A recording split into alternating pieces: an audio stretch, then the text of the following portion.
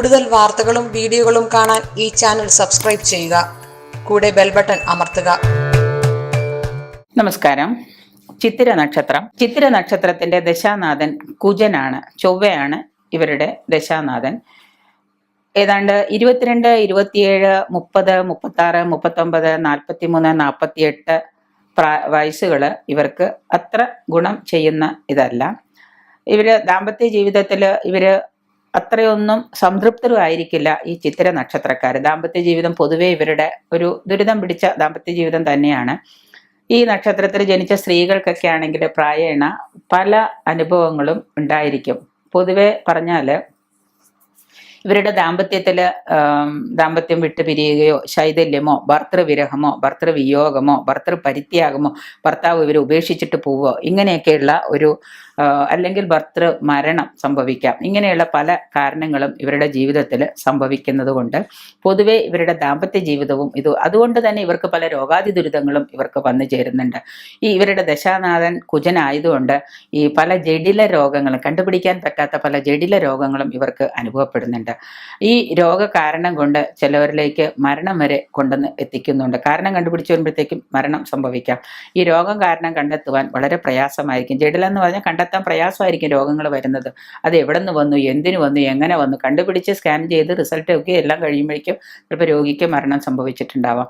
ദേഹത്ത് പീഡ അനുഭവിക്കുക, എപ്പോഴും വേദനകൾ ഉണ്ടാവുന്നത്. വയറ്റിലൊക്കെയാണ് അസുഖങ്ങൾ വന്നു കഴിഞ്ഞാൽ എന്തുകൊണ്ട് അസുഖം വന്നു എന്നറിയില്ല. വയറിൽ വേദന ഉണ്ടാവാം. കണ്ടിന്യൂസ് ആയിട്ട് ഇവർക്ക് രോഗാതി ദുരിതങ്ങൾ ഇങ്ങനെ നിലനിന്നുകൊണ്ടിരിക്കുക. അതിന് പല ഡോക്ടർമാരെയും കാണും.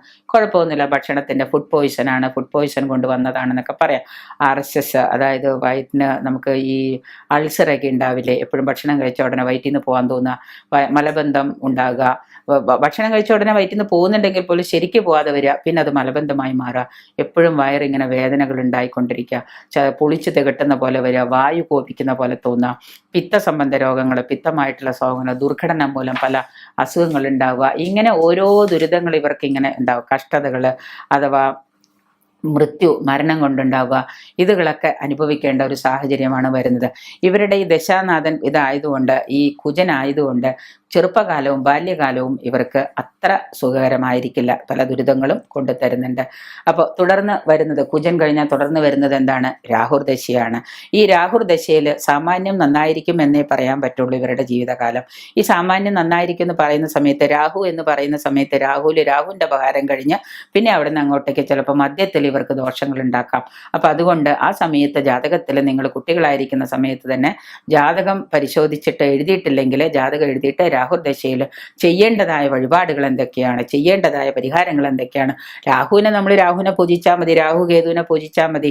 രാഹുവിന് നമ്മൾ വഴിപാടുകൾ ചെയ്യുക, രാഹുവിന് വേണ്ട കാര്യങ്ങൾ ചെയ്തു കൊടുക്കുക, രാഹു വഴിപാടുകൾ ചെയ്യുക, രാഹുവിന്റെ ക്ഷേത്രത്തിൽ പോവുക, ഇതൊക്കെയാണ് നമ്മൾ ചെയ്യേണ്ടത്.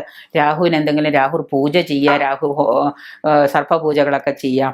പിന്നെ വ്യാഴമാണ്. വ്യാഴം നിങ്ങൾക്ക് ഉച്ചനാണോ നീചനാണോ എന്ന് നിങ്ങളുടെ ജാതകം നോക്കുക. എനിക്ക് വ്യാഴദശാകാലം രാഹു കഴിഞ്ഞാൽ എനിക്ക് വ്യാഴമാണ് അടിപൊളി എന്ന് പറഞ്ഞിട്ട് ഇരിക്കാണ്ട് വ്യാഴദശാകാലം നിങ്ങൾക്ക് ഉച്ചത്തിലാണോ വ്യാഴം നീചത്തിലാണോ നോക്കുക. നീചത്തിലാണെങ്കിൽ ഉടനെ നിങ്ങൾ കൃഷ്ണന് വഴിപാടുകൾ ചെയ്യുക, കൃഷ്ണൻ്റെ അമ്പലത്തിൽ പോവുക, കൃഷ്ണന് വഴിപാടുകൾ ചെയ്യുക, കൃഷ്ണനെ നല്ലതുപോലെ നിങ്ങൾ പ്രാർത്ഥിക്കുക.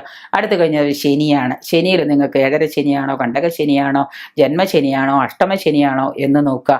ഇതൊക്കെയാണെന്നുണ്ടെങ്കിൽ നമ്മൾ അതിന് ശനീശ്വരനെ വേണ്ട വഴിപാടുകൾ ചെയ്യുക, ശനീശ്വര കാര്യങ്ങൾ ചെയ്യുക, ശനീശ്വര യന്ത്രങ്ങൾ ധരിക്കുക, ശനിയിൽ കൊടുക്കേണ്ട ദാനങ്ങൾ കൊടുക്കുക. പിന്നെ ബുധനാണ്. ശനി കഴിഞ്ഞാൽ ബുധനാണ്. ക്ഷേത്രകാലത്ത് ധരിക്കേണ്ട വസ്ത്രം പോലും നിങ്ങൾ അതനുസരിച്ച് വെച്ചാൽ രോഗാതി ദുരിതങ്ങൾ മാറും എന്നുള്ളത് സത്യമാണ്.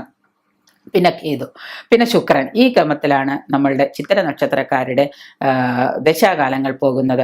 അപ്പം നിങ്ങൾ അങ്ങനെ നോക്കിയിട്ട് ഈ സമയത്ത് ഇത്യാദികൾ കൊണ്ട്, അതായത് തിലം, അന്നം, യവം ഇത്യാദികൾ കൊണ്ട് ഹോമം ചെയ്യുക, മൃത്യുഞ്ജയ ഹോമം ചെയ്യുക, കടലാടിയുടെ ഭുജമെടുത്ത് നിങ്ങളുടെ ഇതിൽ സ്പർശിച്ച് കെട്ടിവെക്കുക. ഇങ്ങനെയൊക്കെ ചെയ്തു കഴിഞ്ഞാൽ നമുക്കിതിന് പരിഹാരമായിരിക്കും. നിങ്ങളുടെ ജാതകത്തിൽ പറയുന്ന ദോഷങ്ങൾ ഗുണങ്ങൾ എന്തൊക്കെയെന്ന് നോക്കണം. കാരണം നിങ്ങളുടെ ജാതകത്തിൽ ഈ രോഗം പറഞ്ഞിട്ടുണ്ടെങ്കിൽ പിന്നെ നിങ്ങൾക്ക് നേരത്തെ മുൻകൂട്ടി അറിഞ്ഞിട്ട് അതിനുള്ള പരിഹാരം ഇവിടെ ഉണ്ട് നമ്മുടെ കയ്യിൽ. അപ്പൊ അതങ്ങ് ചെയ്താൽ പോരെ, അത് ചെയ്താൽ മതി. അല്ലാതെ നിങ്ങൾ രോഗം വന്ന് മൂർച്ഛിച്ച് കഴിഞ്ഞിട്ട് ഹോസ്പിറ്റലിൽ പോയി കിടന്ന് ഓപ്പറേഷനൊക്കെ കഴിഞ്ഞ് വന്നിട്ട് ചെയ്യാതിരിക്കാൻ നോക്കാം. ഇങ്ങനെ വരുമ്പോൾ പിന്നെ ആസ്പത്രിയൊക്കെ അടച്ചുപൂട്ടേണ്ടി വരുമല്ലോ എന്നായിരിക്കും നിങ്ങൾ ചിന്തിക്കുക. അതൊന്നുമില്ല. രോഗത്തിന് തുടങ്ങിക്കഴിഞ്ഞാൽ അതിന് ചികിത്സ തന്നെ. ഒരു പനി വന്നാൽ ഉടനെ നമ്മൾ പോയിട്ട് മരത്തിന്റെ കൊമ്പ് വെട്ടി കയ്യിൽ കിട്ടുമോ പരിഹാരം ചെയ്യാൻ ഇതിൻ്റെ അടുത്തേക്ക് ഓടുകയൊന്നും അല്ല ചെയ്യുന്നത് ആദ്യം, അല്ലേ? നേരെ ഹോസ്പിറ്റലിൽ പോകും, മരുന്ന് കഴിക്കും. പക്ഷെ ആ പനിയാണ് നമ്മളെ പല രോഗത്തിലേക്ക് എത്തിക്കുന്നത്. ആ പനി പല രോഗത്തിലേക്ക് എത്തിക്കുമ്പോൾ നമുക്ക് മുൻകൂട്ടി അറിയാം, എൻ്റെ ഈ പനി അത്ര സുഖമുള്ളതല്ലല്ലോ, എൻ്റെ ദശാനാഥൻ അല്ലെങ്കിൽ എൻ്റെ സമയം വളരെ മോശമായിരിക്കാം, ചെറിയ പനിയാണെങ്കിൽ വന്നങ്ങ് പൊക്കോട്ടെ, അല്ല ഇനി ഇതുകൊണ്ട് ഇനി വേറെ രോഗങ്ങൾ വരുമോ എന്നറിയാം. ഒരു നിസാര പനി കൊണ്ട് മരണം സംഭവിച്ചവർ വരെയുണ്ട്. അപ്പൊ അതുകൊണ്ട് ആ പനിയെ നമ്മൾ നല്ല സമയം അല്ലെങ്കിൽ അത് എന്താണ് എനിക്കിപ്പോൾ ഇങ്ങനെ വരാൻ കാരണം, അതിന് മാറുന്ന രീതിയാണെങ്കിൽ അതിനോട് പരിഹാരം ചെയ്യുക. അല്ല മാറില്ല എന്നാണ് തോന്നുന്നതെങ്കിൽ നിങ്ങൾ അത് ഉടനെ പോയിട്ട് നല്ല ചികിത്സകൾ ചെയ്യാൻ നോക്കാം. അപ്പോൾ കുറച്ചൊക്കെ നമ്മുടെ ജീവിതത്തിൽ നമ്മുടെ കാര്യങ്ങളിൽ കുറച്ചൊക്കെ ശ്രദ്ധ നമുക്ക് വേണം. ആസ്പത്രിയും ഡോക്ടർമാരും മാത്രമല്ല നമ്മളെ ശ്രദ്ധിക്കേണ്ടത്, നമ്മളും കുറച്ച് ശ്രദ്ധകൾ പുലർത്തിക്കൊണ്ടിരുന്നു കഴിഞ്ഞാൽ ചിലപ്പോൾ നമുക്ക് ഇതിൽ നിന്നൊരു മുക്തി നേടാൻ സാധിക്കും.